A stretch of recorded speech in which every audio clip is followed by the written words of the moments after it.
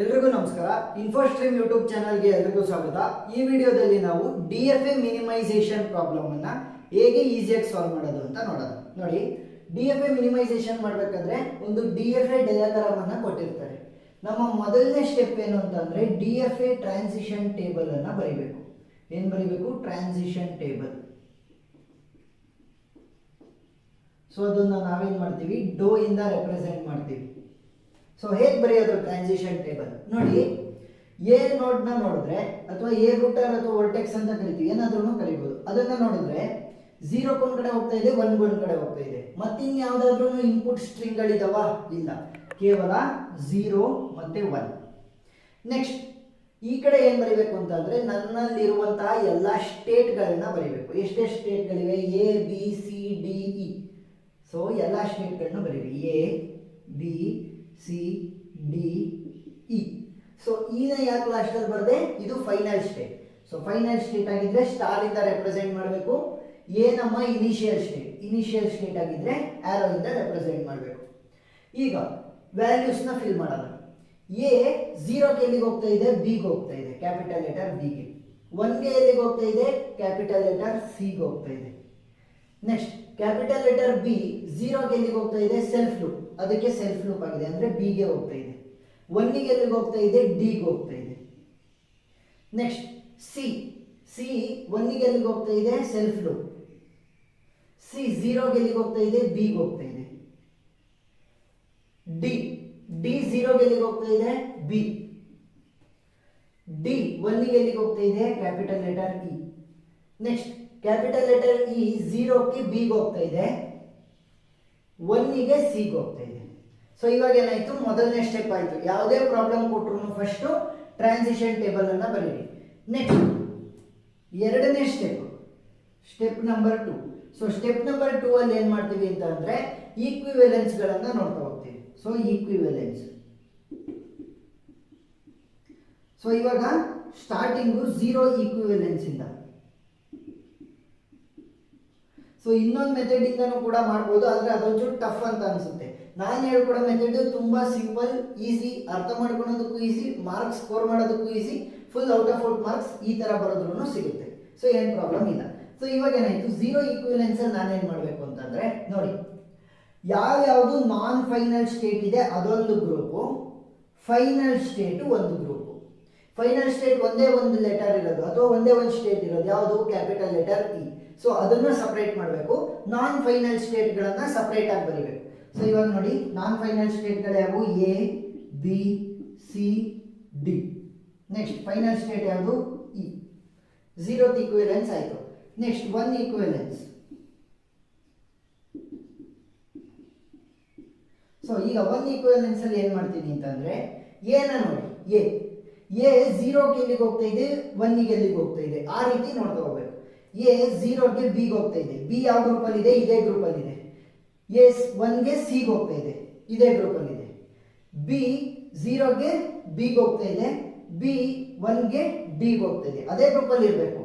Next C 0ಗೆ ಬಿಗೆ ಹೋಗ್ತಾ ಇದೆ, ಸಿ 1ಗೆ ಸಿಗೆ ಹೋಗ್ತಾ ಇದೆ, ಸೊ ಅದೇ ಗ್ರೂಪ್ ಅಲ್ಲಿ ಇದೆ. ಡಿ 0ಗೆ ಬಿಗೆ ಹೋಗ್ತಾ ಇದೆ, ಡಿ 0ಗೆ ಬಿಗೆ ಹೋಗ್ತಾ ಇದೆ, ಡಿ 1ಗೆ ಇಗೆ ಹೋಗ್ತಾ ಇದೆ. ಸೊ ನೀವು ನೋಡ್ಬೇಕಾದ್ರೆ ಏನು ಅಂತಂದ್ರೆ 0ಕ್ಕೆ ಎಲ್ಲವೂ ಕೂಡ ಸೇಮ್ ಬಾಕ್ಸ್ ಗಳಿಗೆ ಹೋಗ್ಬೇಕು. ಸೊ ಇದೆಲ್ಲ ಏನಾದ್ರೂ ಬಿ ಸಿ ಎಲ್ಲ ಇದೆಯಲ್ಲ, ಅವೇನಾದ್ರೂ 1ಗೆ ಈಗ ಹೋಗಿದ್ರೆ ಏನ್ ಚಿಂತೆ ಇರ್ತಿರ್ಲಿಲ್ಲ.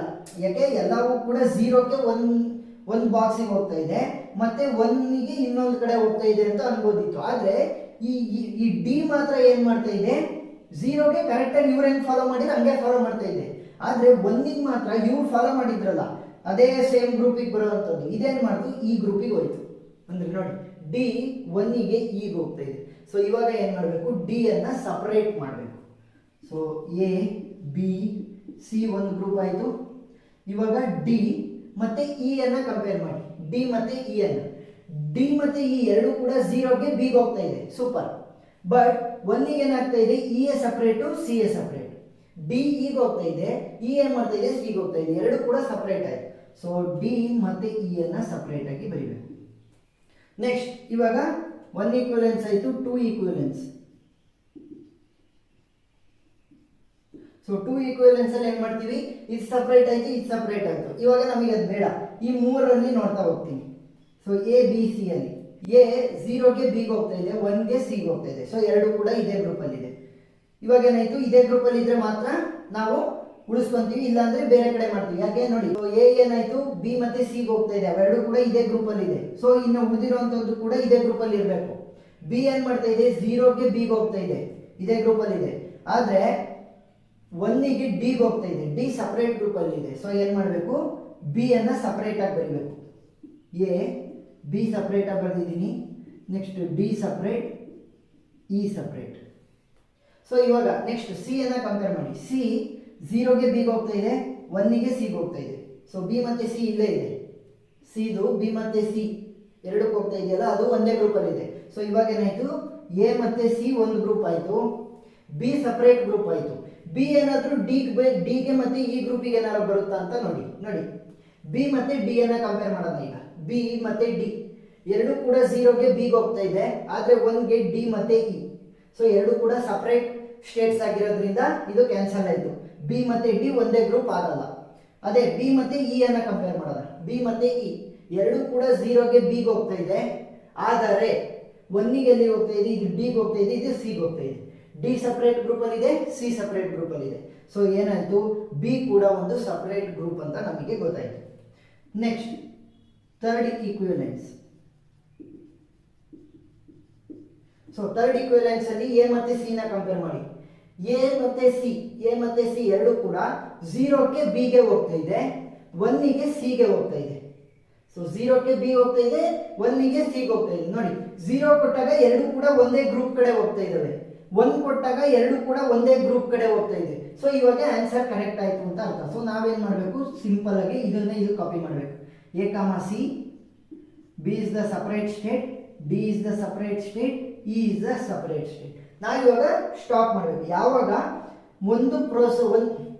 ಯಾವಾಗ ಒಂದು ಸ್ಟೆಪ್ ಅದರ ಪ್ರೀವಿಯಸ್ ಸ್ಟೆಪ್ಪಿನ ಸೇಮ್ ಆನ್ಸರ್ ಬರುತ್ತೆ, ಅವಾಗ ಸ್ಟಾಪ್ ಮಾಡಬೇಕು. ಇವಾಗ 3 ಈಕ್ವಿವೆಲೆನ್ಸ್ ಅಲ್ಲಿ ಸ್ಟಾಪ್ ಮಾಡಿದ್ದೀವಿ. ಸೊ ಇನ್ನು ಎರಡೇ ಸ್ಟೆಪ್ ಉಳಿದಿರೋದು. ಈಗ ನೋಡಿ, ಯಾವ್ಯಾವ ಸ್ಟೇಟ್ ಇರೋದು, ಎ ಕಾಮ ಸಿ ಎರಡು ಸೇರಿ ಒಂದು ಸ್ಟೇಟ್ ಆಯಿತು, ಎ ಮತ್ತೆ ಸಿ ಎರಡು ಸೇರಿ ಒಂದು state. Next B separate state, D separate state, ಮತ್ತೆ ಇ ಸಪರೇಟ್ ಸ್ಟೇಟು. ಇವಾಗ ಏನು ಬರೀತಾ ಇದ್ದೀವಿ ನಾವು, ಮಿನಿಮೈಸ್ಡ್ ಡಿ ಎಫ್ ಎ. ನೋಡಿ, ಇಲ್ಲಿ ಎಷ್ಟು ಸ್ಟೇಟ್ ಬೇಕಿತ್ತು, 1 2 3 4 5 5 ಸ್ಟೇಟ್ ಬೇಕಾಯಿತು. ನಾನು 5ಕ್ಕಿಂತ ಕಡಿಮೆ ಸ್ಟೇಟಲ್ಲಿ ಏನಾದರೂ ಡಿ ಎಫ್ ಎ ಡಯಾಗ್ರಾಮ್ ಬರೆದ್ರೆ ಅದು ಮಿನಿಮೈಸ್ಡ್ ಡಿ ಎಫ್ ಎ, ಅಂದರೆ ಡಿ ಎಫ್ ಎ ಮಿನಿಮೈಸೇಷನ್. 4 ಸ್ಟೇಟಲ್ಲಿ ಬರೀತಾ ಇದ್ದೀನಿ. ಮಿನಿಮೈಸ್ ಆಯ್ತಾ? ಎಸ್, ಮಿನಿಮೈಸ್ ಆಯಿತು. ಈಗ ನೋಡಿ, ಇನಿಷಿಯಲ್ ಸ್ಟೇಟ್ ಯಾವುದಾಗಿತ್ತು ಈ ಡಯಾಗ್ರಾಮ್ ಅಲ್ಲಿ, ಎ ಆಗಿತ್ತು. ಸೊ ಎ ಇರುವಂತದ್ದಕ್ಕೆ ಇನಿಷಿಯಲ್ ಸ್ಟೇಟ್ ನ ಕೊಡ್ತೀನಿ. ಫೈನಲ್ ಸ್ಟೇಟ್ ಯಾವುದಾಗಿತ್ತು, ಇ ಆಗಿತ್ತು. ಸೊ ಇ ಅನ್ನ ಫೈನಲ್ ಸ್ಟೇಟ್ ಮಾಡ್ತೀನಿ. ಸೊ ಎಗೆ 0 ಕೊಟ್ರೆ ಎಲ್ಲಿಗೆ ಹೋಗ್ತಾ ಇದೆ, ಬಿಗೆ ಹೋಗ್ತಾ ಇದೆ. 0 ಕೊಟ್ರೆ ಬಿಗೆ ಹೋಗ್ತಾ ಇದೆ. ನೆಕ್ಸ್ಟ್ ಎಗೆ 1 ಕೊಟ್ರೆ ಎಲ್ಲಿಗೆ ಹೋಗ್ತಾ ಇದೆ, ಸಿಗೆ ಹೋಗ್ತಾ ಇದೆ. ಎಗೆ 1 ಕೊಟ್ರೆ ಸಿಗೆ ಹೋಗ್ತಾ ಇದೆ, ಇಲ್ಲೇ ಇದೆ ಸೆಲ್ಫ್ ಲೂಪ್. ನೆಕ್ಸ್ಟ್ ಸಿಗೆ 1 ಕೊಟ್ರೆ ಎಲ್ಲಿಗೆ ಹೋಗ್ತಾ ಇದೆ, ಸಿಗೆ ಹೋಗ್ತಾ ಇದೆ. ಸೆಲ್ಫ್ ಲೂಪ್ ಆಯ್ತಾ? ಎಸ್. ನೆಕ್ಸ್ಟ್ ಸಿಗೆ 0 ಕೊಟ್ರೆ ಎಲ್ಲಿಗೆ ಹೋಗ್ತಾ ಇದೆ, ಬಿಗೆ ಹೋಗ್ತಾ ಇದೆ. ಸಿಗೆ 0 ಕೊಟ್ರೆ ಬಿಗೆ ಹೋಗ್ತಾ ಇದೆ. ನೋಡಿ, ಎರಡು ಕೂಡ ಇವಾಗ ಸೈಮಲ್ಟೇನಿಯಸ್ಲಿ ಏನಾಯ್ತು, ಸಿಂಕ್ರನೈಸ್ ಆಯಿತು. ಸೊ 1 ಕೊಟ್ರು ಅಲ್ಲೇ ಬರ್ತಾ ಇದೆ, 0 ಕೊಟ್ರು ಅಲ್ಲೇ ಬರ್ತಾ ಇದೆ, ಎರಡಕ್ಕೂ ಕೂಡ ಸೇಮ್ ಆನ್ಸರ್ ಸಿಗ್ತಾ ಇದೆ. ಸೊ ಅದಕ್ಕೆ ಮಿನಿಮೈಸ್ ಮಾಡಿದ್ವಿ ಅಂತ ಅರ್ಥ. ನೆಕ್ಸ್ಟ್ ಬಿಗೆ 0 ಕೊಟ್ರೆ ಸೆಲ್ಫ್ ಲೂಪ್, ಬಿಗೆ 0 ಕೊಟ್ರೆ ಸೆಲ್ಫ್ ಲೂಪ್ ಅಂದ್ರೆ ಬಿಗೆ ಬರುತ್ತೆ. ಬಿಗೆ 1 ಕೊಟ್ರೆ ಡಿಗೆ ಹೋಗುತ್ತೆ. ನೆಕ್ಸ್ಟ್ ಡಿಗೆ 1 ಕೊಟ್ರೆ ಇಗೆ, ಅದೇ ಡಿಗೆ 0 ಕೊಟ್ರೆ ಬಿಗೆ, ಅದೇ ಡಿಗೆ 0 ಕೊಟ್ರೆ ಬಿಗೆ, ಹಿಂಗೆ. ನೆಕ್ಸ್ಟ್ ಇಗೆ 0 ಕೊಟ್ರೆ ಬಿಗೆ ಹೋಗುತ್ತೆ, ಅದೇ ಇಗೆ 1 ಕೊಟ್ರೆ ಸಿಗೆ ಹೋಗುತ್ತೆ. ಸೊ ಈಗ ಬರೀಬಹುದು, 1 ಕೊಟ್ರೆ ಸಿಗೆ ಹೋಯ್ತು. ಸೊ ಇವಾಗ ಏನಾಯ್ತು, ಇದು ಮಿನಿಮೈಸ್ಡ್ ಡಿ ಎಫ್ ಎ ನನಗೆ ಸಿಕ್ತು. ಏನ್ ಸಿಕ್ತು, minimised D F A diagram ಸಿಕ್ತು. ಸೊ ಇದನ್ನ ನಾವು ಟೇಬಲ್ ಅಂದ್ರೆ ಗ್ರಾಫ್ ಫಾರ್ಮೆಟ್ ಅಲ್ಲೂ ಬರೀತೀವಿ. ಈಗ ನೋಡಿ, ಇನಿಷಿಯಲ್ ಸ್ಟೇಟ್ ಯಾವುದಪ್ಪ, ಎ. ಸೊ ಅದನ್ನು ಬಿಟ್ಟು ಬರೀರಿ, ಬಿ ಸಿ ಡಿ ಇ, ಇಷ್ಟ ಆಯ್ತಾ? ನೆಕ್ಸ್ಟ್ ಫೈನಲ್ ಸ್ಟೇಟ್ ಯಾವುದು, ಇ. ಸೊ ಅದನ್ನ ಬಿಟ್ಟು ಬರೀರಿ, A B C D. So ಇವಾಗ ಬಾಕ್ಸ್ಗಳನ್ನ ಬರೀರಿ, ಒಂದು ಬಾಕ್ಸ್. ನೆಕ್ಸ್ಟ್ ಈ ರೀತಿ ಬಾಕ್ಸ್ಗಳನ್ನ ಬರೀಬೇಕು, ಆಯ್ತಾ?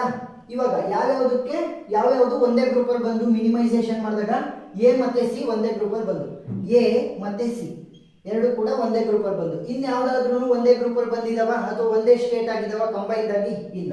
ಸೊ ಏನ್ ಮಾಡಬೇಕು, ನೀವು ಖಾಲಿ ಬಿಡ್ಬೋದು, ಇಲ್ಲ ಕ್ರಾಸ್ ಮಾರ್ಕ್ಗಳನ್ನು ಕೂಡ ಹಾಕ್ಬೋದು. ಸೊ ಇಲ್ಲೂ ಕೂಡ ಅಷ್ಟೇ, ನೀವು ಇಲ್ಲೆಲ್ಲ ಕ್ರಾಸ್ ಮಾರ್ಕ್ ಹಾಕಿ ಇದನ್ನ ಖಾಲಿ ಬಿಟ್ರೆ ಅವ್ರಿಗೆ ಗೊತ್ತಾಗುತ್ತೆ ಇದು ಎ ಮತ್ತೆ ಸಿಗೆ ಕಾಂಬಿನೇಷನ್ ಆಗ್ಬಿಟ್ಟು ಒಂದು ಸ್ಟೇಟ್ ಆಗಿದೆ ಅಂತ ಅರ್ಥ. ಇಲ್ಲಾಂದ್ರೆ ನೀವು ಟಿಕ್ ಮಾರ್ಕ್ ಆದ್ರೂ ಕೂಡ ಹಾಕ್ಬೋದು. ಸೊ ಏನೇನ್ ಮಾಡಿದ್ವಿ, ಫಸ್ಟ್ ಸ್ಟೆಪ್ ಅಲ್ಲಿ ಟ್ರಾನ್ಸಿಷನ್ ಟೇಬಲ್ ಅನ್ನ ಬರೆದ್ವಿ. ಎರಡನೇ ಸ್ಟೆಪ್ ಅಲ್ಲಿ ಈಕ್ವಿಲೆನ್ಸ್ ಗಳನ್ನ ಕಂಡುಹಿಡಿತಾ ಹೋಗ್ತಾ ಏನ್ ಮಾಡಿದ್ವಿ, ಮಿನಿಮೈಸ್ ಮಾಡೋದಕ್ಕೆ ಅಂದ್ರೆ ಎರಡೆರಡು ಗ್ರೂಪ್ ನ ಏನಾದ್ರೂ ಕಂಬೈನ್ ಮಾಡಬಹುದಾ ಅಂತ ನೋಡ್ತಾ ಹೋದ್ವಿ. ನೆಕ್ಸ್ಟ್ ಥರ್ಡ್ ಸ್ಟೆಪ್ ಅಲ್ಲಿ ಏನ್ ಮಾಡಿದ್ವಿ, ಮಿನಿಮೈಸ್ಡ್ DFA ಡಯಾಗ್ರಾಮ್ ಅನ್ನ ಬರೆದ್ವಿ. ಫೋರ್ತ್ ಸ್ಟೆಪ್ ಅಲ್ಲಿ ಅದರ ರಿಲೇಶನ್ಶಿಪ್ ಅಂದ್ರೆ ಎ ಮತ್ತೆ ಸಿ ಎರಡು ಕೂಡ ಒಂದೇ ಗ್ರೂಪ್ ಆಯ್ತು, ಅದನ್ನ ತೋರಿಸಿದ್ವಿ. ಬೇರೆ ಯಾವ್ದಾದ್ರು ಆಗಿದ್ರು ಕೂಡ ಇದೇ ರೀತಿ ತೋರಿಸ್ಬೇಕು. ಫಸ್ಟ್ ಏನ್ ಮಾಡ್ಬೇಕು, ಇಲ್ಲಿ ಮೊದಲನೇ ಇನಿಷಿಯಲ್ ಸ್ಟೇಟ್ ನ ಬಿಟ್ಟು ಉಳಿದಿದ್ನ ಬರೀಬೇಕು, ಈ ಕಡೆ ಫೈನಲ್ ಸ್ಟೇಟ್ ನ ಬಿಟ್ಟು ಉಳಿದಿದ್ ಬರೆದು ರಿಲೇಶನ್ಶಿಪ್ ನ ಶೋ ಮಾಡಬೇಕು. ಸೊ ಅರ್ಥ ಆಗಿದೆ ಅಂತ ಅನ್ಕೊಂತೀನಿ. ಏನಾದರೂ ಡೌಟ್ ಇದ್ರೆ ಕಮೆಂಟ್ ಸೆಕ್ಷನ್ ಅಲ್ಲಿ ತಿಳಿಸಿ. ವಿಡಿಯೋ ಇಷ್ಟ ಆಗಿದ್ರೆ ಲೈಕ್ ಮಾಡಿ, ಶೇರ್ ಮಾಡಿ, ಸಬ್ಸ್ಕ್ರೈಬ್ ಮಾಡಿ. ಸೊ TOC ಅಂದರೆ ಥಿಯರಿ ಆಫ್ ಕಾಂಪಿಟೇಷನ್ ಇಂದು ಫುಲ್ ಪ್ಲೇ ಲಿಸ್ಟ್ ಲಿಂಕ್ ಅನ್ನು ಡಿಸ್ಕ್ರಿಪ್ಷನ್ ನಲ್ಲಿ ಕೊಟ್ಟಿರ್ತೀನಿ, ನೀವು ಅಸೆಸ್ ಮಾಡ್ಬೋದು. Thank you.